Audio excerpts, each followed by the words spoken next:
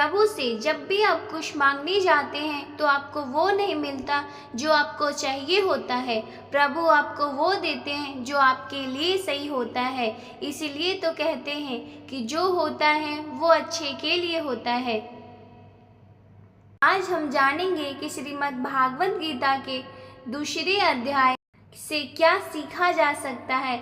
आज इस वीडियो में भागवत गीता के सेकेंड अध्याय की बात होगी। बहुत ही सरल भाषा में और आसान से शब्दों में प्रथम अध्याय में हमने देखा कि कैसे अर्जुन कुरुक्षेत्र के युद्ध स्थल में दोनों सेनाओं का निरीक्षण करते हैं और वहां हर तरफ युद्ध लड़ने के लिए आए हुए प्रियजनों को देखकर निराश और हताश हो जाते हैं। अपना धनुष छोड़ के रथ में पीछे जाकर बैठ जाते हैं और अपने प्रियजनों के प्रति मुंह में पकड़कर भावुक होते हुए भगवान श्री कृष्ण से युद्ध ना करने की बात कहते हैं। इससे पहले कि आप श्रीमद् भागवत गीता के दूसरे अध्याय की शिक्षाओं में खो जाएं, इस चैनल को सब्सक्राइब करके घंटी जरूर दबा दें, क्योंकि हम आपके लिए ऐसे ही प्रेरणादायक और ज्ञानवर्धक वीडियो चैनल पर लाते रहते हैं। दोस्तों, भागवत गीता के दूसरे अध्याय में हमें इमोशनल स्टेबिलिटी, आत्मा, मृत्यु, पुनर्जन्म और डिसीजन मेकिंग के बारे में सीखने को मिलता है। और गुस्से का सबसे बड़ा कारण और उसका निवारण क्या है, कैसे आप किसी भी परिस्थिति में खुश रह सकते हैं, यह भी आपको सीखने को मिलेगा। तो चलिए विस्तार से जानते हैं। श्रीमद् भागवत गीता के दूसरे अध्याय से मिलने वाली सीख और शिक्षाओं के में श्रीमद् भागवत गीता अध्याय 2 शाख योग्य गीत का सार। इस अध्याय की शुरुआत होती है जब धनुर्धर अर्जुन शोक कर रहे होते हैं कि अगर मैं युद्ध करूंगा तो मुझे पाप लगेगा, दुख प्राप्त होगा, अपनों को मारकर कैसे सुख प्राप्त हो सकता है। वाकई में अगर आप समझेंगे तो अर्जुन को कौरवों को मारने में आपत्ति नहीं थी। उसको जो अपनी आंखों के सामने वह बुजुर्ग दिख रहे थे जिसमें पितामह भीष्म थे, वो बुजुर्ग जिसमें आचार्य द्रोण थे, आचार्य कृपा थे, उनको मारने में अर्जुन को लग रहा था कि यह बड़ा मुश्किल होने वाला है। बुजुर्गों को कैसे मारा जा सकता है, कैसे इस युद्ध में आगे जाया जा सकता है। ऐसे बहुत सारी आशंकाएं थी जिनका सहारा अर्जुन ने लेना शुरू किया। क्या अर्जुन घबरा चुके थे? बिल्कुल घबरा चुके थे। और जब अर्जुन को जरूरत थी मोटिवेशन की, सच्चाई को जानने की, हालांकि उन्होंने बहुत सारे सिद्धांत बताए, बहुत सारी आशंकाएं जो थी वह सामने लेकर आए, तभी तक भगवान श्री कृष्ण ने उनसे कुछ नहीं कहा। वह इसी दूसरे अध्याय में अर्जुन की तमाम आशंकाओं को मिटाने की कोशिश करते हैं। अर्जुन को बताने की कोशिश करते हैं कि सत्य क्या है और मिथ्या क्या है, जो आज हमारे सामने है लेकिन कल नहीं रहने वाला है, और जो हमेशा के लिए शाश्वत रहने वाला है वह क्या है। वह भगवान श्री कृष्ण इस अध्याय में बताते हैं। जब अर्जुन को यह समझ में आता है कि मैं बहुत सारी आकांक्षाओं में घिर गया हूँ, मेरे सामने जीवन की बहुत बड़ी चुनौती आ गई है, तो अर्जुन जो है वह भगवान श्री कृष्ण से कहते हैं, हे कृष्ण, अब मैं आपका शिष्य हूँ, आपका शरणागत हूँ, कृपया मुझे उपदेश दे। जीवन में जब आप तमाम चुनौतियों में घिर जाते हैं तब आपको समझ में आता है कि जीवन का वास्तविक अर्थ समझने के लिए मुझे किसी योग्य और प्रामाणिक सद्गुणों की आवश्यकता है जो हमें सही मार्ग दर्शन कर सके। और अर्जुन के सामने तो साक्षात भगवान स्वयं खड़े थे। अर्जुन जब तक जिन श्री कृष्ण को अपना केवल सखा मान रहे थे, वह अब श्री कृष्ण को अपना गुरु स्वीकार करके स्वयं को उनका शिष्य मान लेते हैं और स्वयं को पूरी तरह से श्री कृष्ण की शरण में सौंप करके उनसे आग्रह करते हैं कि हे कृष्ण, मैं सही और गलत को नहीं समझ पा रहा हूँ, इसलिए मैं आपके शरणागत हूँ, मेरा मार्गदर्शन करो। श्री कृष्ण मुस्कुराकर अर्जुन की ओर देखने लगे। भला कोई इंसान उनसे हृदय से कुछ मांगे और वो दे ही ना सके, ऐसा भी हो सकता है क्या? और यहीं से शुरू होती है भगवत गीता की वो दिव्य ज्ञान जो आपको भी अर्जुन की तरह ही ध्यान से सुनना और समझना चाहिए। श्री कृष्ण कहते हैं, हे अर्जुन, यह तुम्हें अचानक क्या हो गया है? तुम जैसे योद्धा को किसी दूसरे की मृत्यु को लेकर डरना नहीं चाहिए। और वैसे भी तुम्हें क्या लग रहा है, यह लोग तुम्हारे मारने से मर जाएंगे और तुम ही इनको मारोगे? इन सब लोगों का और तुम्हारा भी पिछला जन्म ही था और अगला जन्म भी होगा। इसलिए जैसा तुम सोचकर दुखी हो रहे हो, वह ज्ञान तुम्हारा अधूरा है। और रही बात इनकी मृत्यु का पाप तुम्हें लगने की, तो यह समझ लो, इनको मारने वाले तुम नहीं, मैं हूँ। तुम तो उनकी मृत्यु का सिर्फ एक कारण मात्र हो, और यह लोग मरने के बाद भी मेरे ही पास आएंगे, क्योंकि यह लोग यह शरीर नहीं है बल्कि आत्मा है, और आत्मा को भी किसी भी तरह से नष्ट किया जा सकता है। आत्मा तो अगले जन्म के लिए शरीर को उसी तरह से छोड़ देती है जिस तरह से तुम अपने पुराने वस्त्र बदलकर नए वस्त्र पहन लेते हो। आत्मा ना तो कभी मरती है और ना ही उसे कभी मारा जा सकता है। इस आत्मा को ना तो कभी किसी ने शस्त्र द्वारा खंड खंड किया जा सकता है, ना अग्नि द्वारा जलाया जा सकता है, न जल द्वारा भिगाया जा सकता है, और न ही वायु द्वारा सुखाया जा सकता है। आत्मा तो बार बार नया जन्म लेकर हर बार नया शरीर धारण करती रहती है।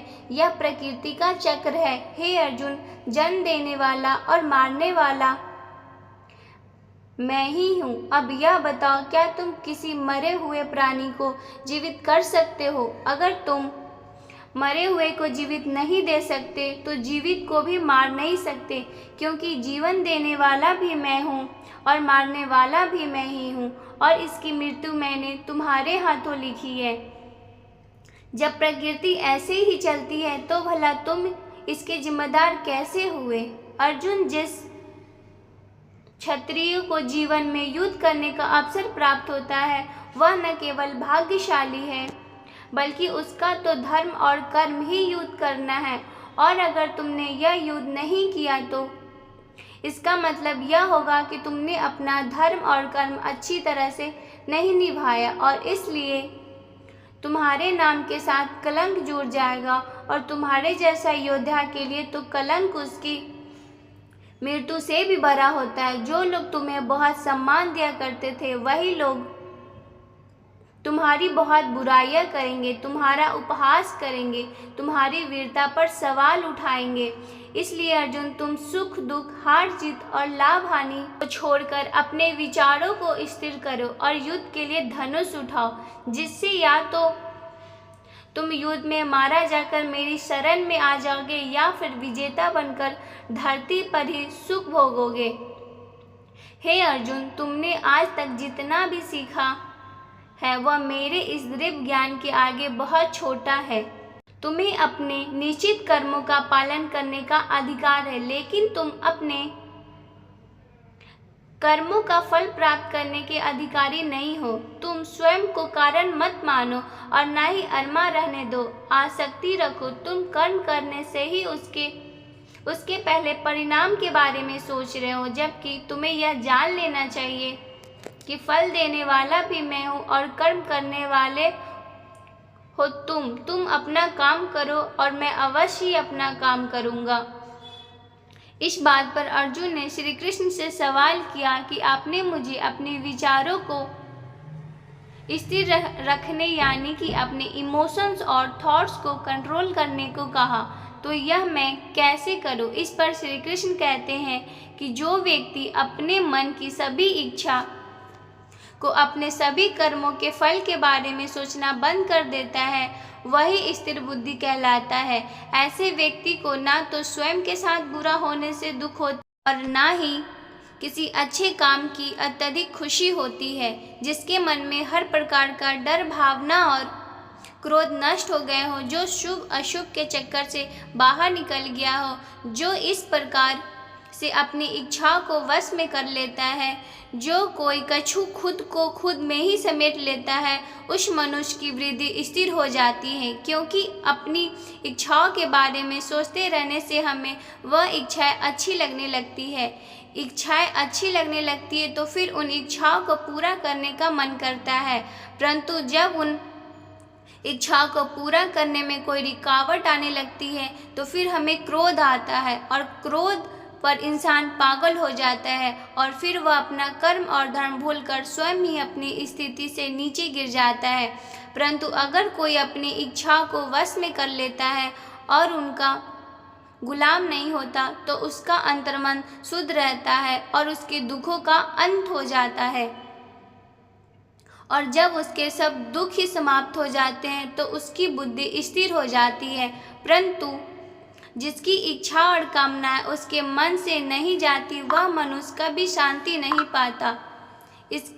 और जब शांति नहीं पाएगा तो वह खुश कैसे रहेगा। भला उसकी हालत तो उस नाव की तरह होती है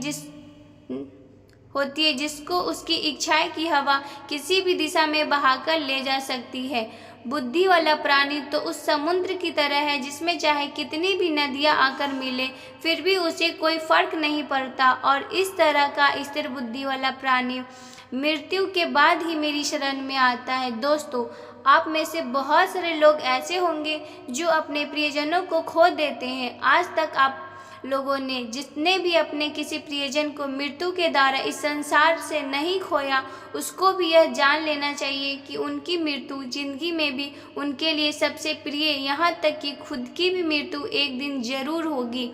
लेकिन इससे उदास होने की कोई बात नहीं है, क्योंकि खुद भगवान ने कहा है कि हम अपने जन्म से पहले भी इस दुनिया में नहीं थे और मृत्यु के बाद भी नहीं रहेंगे, लेकिन उस समय हम किसी न किसी रूप में इस ब्रह्मांड में जरूर रहेंगे। और इसलिए हमें मौत से नहीं डरना चाहिए, क्योंकि या तो हमारा पुनर्जन्म होगा या फिर हम परमात्मा में हमेशा के लिए मिल जाएंगे। और जब सब लोग आखिर में एक ही जगह मिल जाएंगे तो फिर क्या भावुक होना, यही प्रकृति का नियम है। हम सिर्फ यह शरीर मात्र नहीं है जो हम डरने की ज़रूरत है। हम आत्मा है और उस परमात्मा का ही अंश है जिसको हम भगवान कहते हैं। और अगर हमें बताने वाला भगवान है तो फिर हमें उनसे ही मिलने का प्रयत्न करना चाहिए। यह दुनिया तो मात्र उस ईश्वर का एक माया जाल है। दोस्तों, अर्जुन मोह में फंस चुके थे और इसलिए कोई डिसीजन नहीं ले पा रहे थे। जब भी हम किसी डिसीजन लेते हैं तो एक तरफ हमारा मोह होता है, अटैचमेंट होता है, और दूसरी तरफ वह होता है जो हमें उसी मोह के चक्कर में हम वह नहीं कर पाते हैं जो हमारा रियल काम होता है और जो हमें लाइफ में सफलता के रास्ते पर आगे ले जाता है। उदाहरण के लिए, अगर आपको घर से दूर पढ़ाई करने के लिए जाना है या अपना सपना पूरा करने के लिए घर से दूर जाना पड़ रहा है तो आपको अपने परिवार का मोह छोड़ना पड़ेगा। इसी से आपको हर डिसीजन में यह देखना है कि आपकी लाइफ में मोह कौन कौन है और आपके कर्तव्य के लिए क्या ज़रूरी है। इसके बाद बात करते हैं हमारी प्रॉब्लम का सबसे बड़ा कारण क्या है और उसका सबसे बड़ा सॉल्यूशन भी क्या है। दोस्तों, हमारे दुखों का सबसे बड़ा कारण है हमारा अपनी इच्छाओं के बारे में सोचना। जब हम अपनी इच्छाओं के बारे में सोचते हैं तो समय बीतने के साथ साथ हम उनको कोशिश भी करते हैं, और जब वह कोशिश नाकाम हो जाती है तो हमारे अंदर गुस्सा पैदा होता है। और यह गुस्सा भी ऐसी चीज़ है जिसको अगर आपने नहीं छोड़ा तो कभी आपके जीते जी खुश नहीं रह पाओगे। आप हमेशा अपने आप को समस्याओं से घिरा हुआ ही पाओगे, क्योंकि यह दुनिया तो सिर्फ आपके विचारों का ही रिफ्लेक्शन है। अब आप यह बोलोगे कि अगर ज़िंदगी में कोई इच्छा ही नहीं रखोगे तो सक्सेस ही हासिल होगी, नाम कैसे कमाओगे। तो दोस्तों, इसके बारे में भगवान श्री कृष्ण ने कहा है कि सबसे पहले आप अपने कर्म को पहचानिए, यानी कि आपके लिए ऐसा क्या करना ज़रूरी है जो आपको अपना लक्ष्य प्राप्त करवाएगा, और उसके बाद सफल होने की उम्मीद या असफल होने का डर मन में पैदा किए बिना अपने काम को ऐसे करें जैसे वह काम आप नहीं बल्कि खुद भगवान कर रहे हैं। और इस तरह से आपकी हिम्मत कभी नहीं टूटेगी, क्योंकि आपको यह लगेगा कि इस काम के लिए मेहनत में नहीं बल्कि भगवान स्वयं कर रहे हैं। साथियों, उम्मीद करता हूँ आपको श्रीमद् भागवत गीता के दूसरे अध्याय की यह सरल व्याख्या जरूर पसंद आई होगी। राधे कृष्णा, जय श्री कृष्ण।